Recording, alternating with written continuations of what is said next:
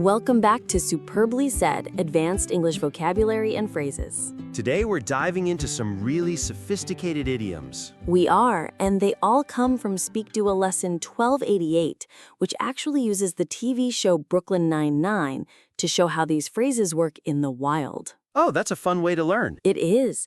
And a quick note, you can go to SpeakDuo.com to meet people from all over the world, practice English on video calls, and really build your speaking confidence. Okay, so let's get straight into it. We're looking at phrases for professional settings, right? For describing things with a bit more nuance. Exactly. Starting with a word you never want to hear about your own work, a rehash. Oh, yeah. I see that one in reviews all the time. The basic definition is just a repeated idea that feels unoriginal, right? That's the core of it. It's when you present something as new, but your audience, or maybe your boss, immediately recognizes it as something they've already seen. But hang on. We live in a world of sequels and remakes. True. So when does a remake cross the line and become a rehash? Because a remake can be fantastic. That is the crucial nuance. A remake, or a retelling, usually implies a respectful update. You're bringing in a new perspective, maybe new technology. You're adding value. You're adding value. A rehash, though, has a really negative connotation. It implies laziness. It's like you just copied and pasted without any new thought. Got it. So in a work context, if I present a marketing strategy that is, identical to last year's failed one. And just change the title slide? Yeah. That's a rehash. And your manager will call it out. They'll say, this feels like a rehash of the Q3 campaign. And it's a great one for IELTS, too. Instead of saying a movie was boring, you could say it was disappointing because it was just a lazy rehash of the original. Exactly. It shows a higher level of critique. Now, let's move from lazy to a bit more deceptive. The next phrase is to file off. To file off. Sounds kind of industrial. It is. The full phrase is to file off the serial numbers. Ah, okay. The definition is to remove the obvious details so something looks new, even though it's basically been copied or stolen. So you're trying to hide the source. How is that different from just, say, polishing something? If I take a rough draft and improve it, am I filing off the details? No, not at all. Polishing is about improving quality. You're making it better. Right. Filing off is about concealment. It's deceptive. You're actively trying to hide its origin. So if a competitor takes your product features, changes the names, and sells it as their own, they're filing off the serial numbers. that makes perfect sense. Or, in a creative context, like a writer taking a fan fiction, changing the character names, and publishing it as an original novel. Which has definitely happened. They filed off the serial numbers. Okay, so while that's about hiding something, our next phrase is about forcefully destroying something. To knock down. To knock down. Sounds aggressive. It can be. The definition is to destroy an assumption or an expectation. Okay, but why not just use disprove? If I have data that shows an idea is wrong, I'm disproving it. You are, but disprove is very clinical. It's academic. You disprove a hypothesis. Right. Knockdown is more visceral. It's for mental barriers, stereotypes, or really deeply held beliefs. It implies the assumption was like a wall in your way, and you just smashed right through it. I like that. It has more impact.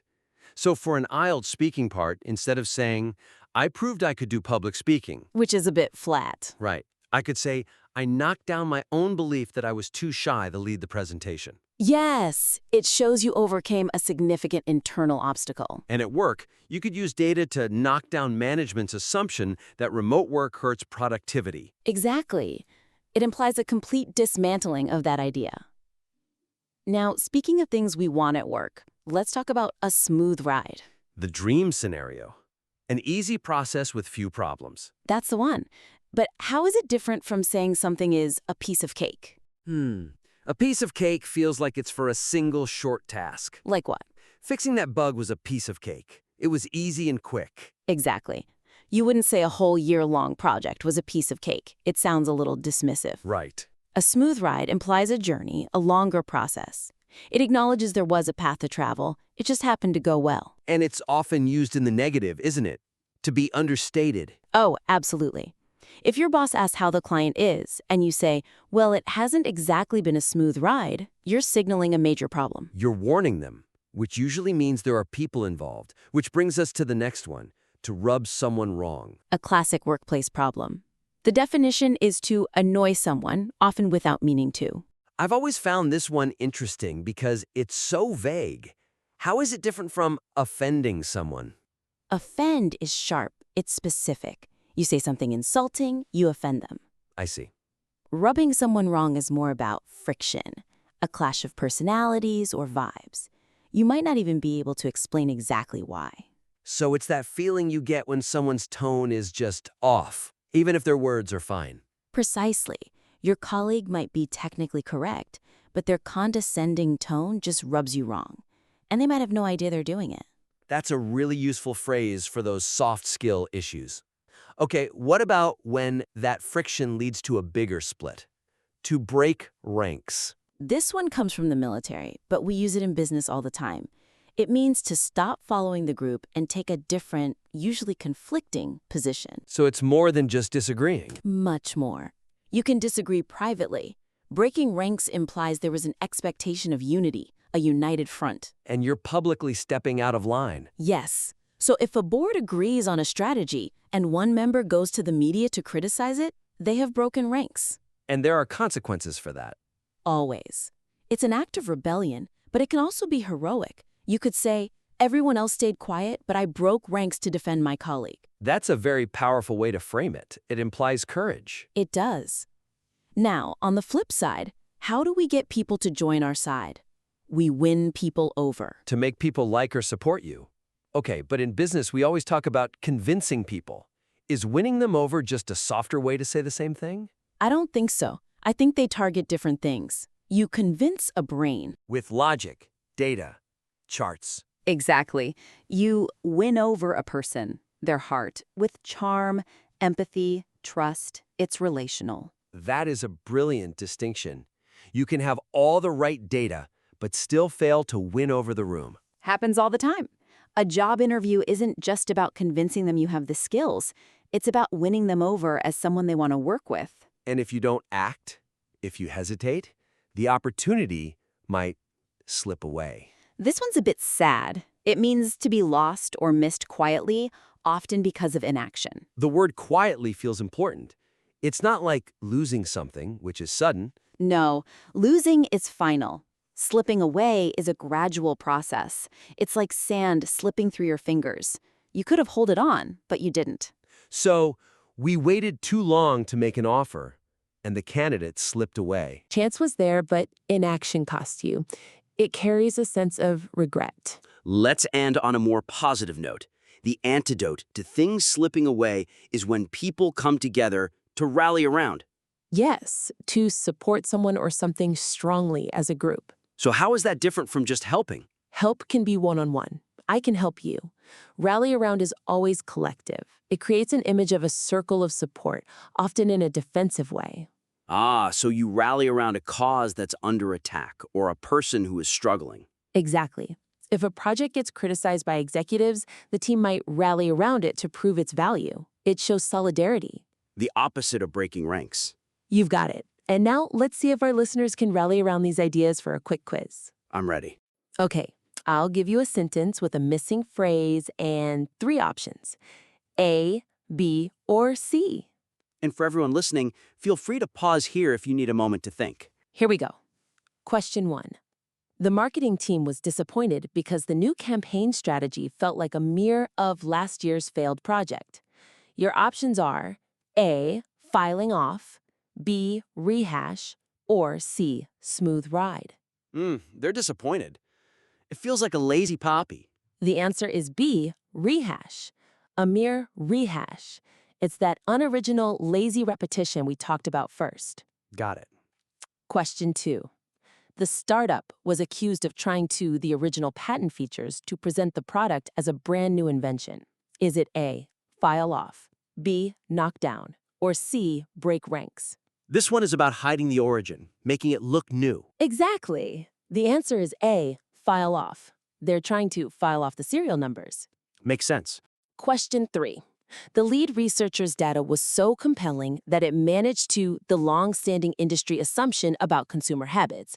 Was it A, rub the team wrong, B, win the critics over, or C, knock down? The data destroyed a belief it was powerful. The answer is C, knock down. It completely dismantled that old assumption. Okay, next. Question 4. We expected the transition to the new software to be but we encountered several technical glitches in the first week. A, a smooth ride, B, a rehash, or C, a rallying cry. They hoped for an easy process, but it wasn't. The answer is A, a smooth ride. A good example of using it in the negative, what it wasn't. Right. Question 5. Even though his feedback was technically accurate, his condescending tone really the junior developers during the review.